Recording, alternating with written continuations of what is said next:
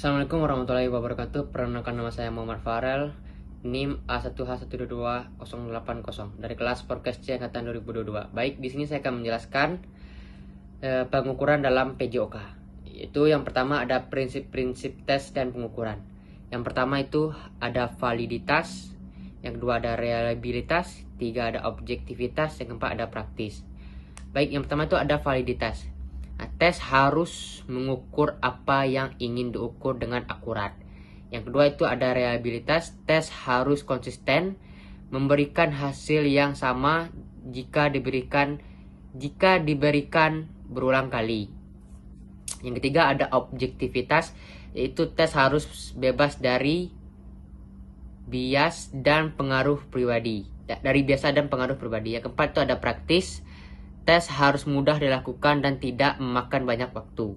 Baik, selanjutnya itu ada kriteria suatu tes. Yang pertama itu ada tujuan. Nah, tujuannya itu tes harus sesuai dengan tujuan pembelajaran yang ingin dicapai.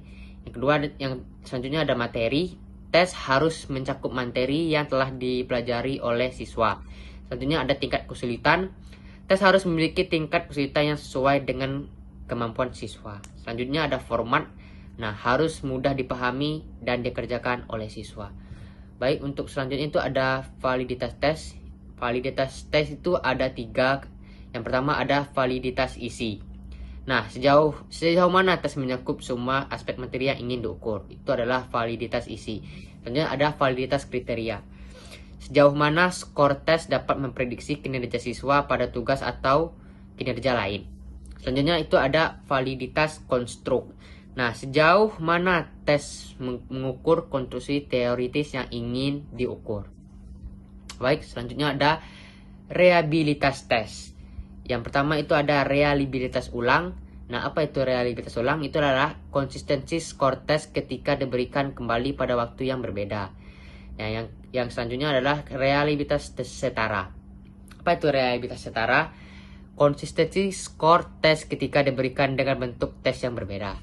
Selanjutnya ada reliabilitas konsistensi internal, yaitu sejauh mana item dalam tes saling konsisten dalam mengukur variabel yang sama. Baik, selanjutnya itu adalah manfaat pengukuran dalam pendidikan. Ya, yang pertama itu adalah menilai kemajuan siswa. Seterusnya ada mengembangkan strategi pembelajaran yang lebih efektif, mengontrol perkembangan siswa, mendorong motivasi siswa, dan memberikan umpan balik yang konstruktif. Baik, selanjutnya itu ada tantangan dalam pelaksanaan pengukuran. Yang pertama itu ada keterbatasan waktu, mengatur waktu pelaksanaan tes yang cukup untuk semua siswa. Nah, selanjutnya itu ada biaya. Nah, membuat dan mengelola tes dapat memakan biaya yang cukup besar. Selanjutnya ada keterampilan guru, yaitu membutuhkan guru yang terlatih dalam teknik pengukuran dan penilaian. Selanjutnya ada keberagaman siswa, menyesuaikan tes dengan kebutuhan dan kemampuan setiap siswa. Baik, selanjutnya itu ada kesimpulan dan saran, yaitu pengukuran berperan penting dalam proses pendidikan. Tes dan pengukuran yang valid dan reliable dapat membantu siswa mencapai potensi yang optimal. Baik, sekian. Terima kasih. Saya tutup. Wabillahi taufiq wal hidayah. Wassalamualaikum warahmatullahi wabarakatuh.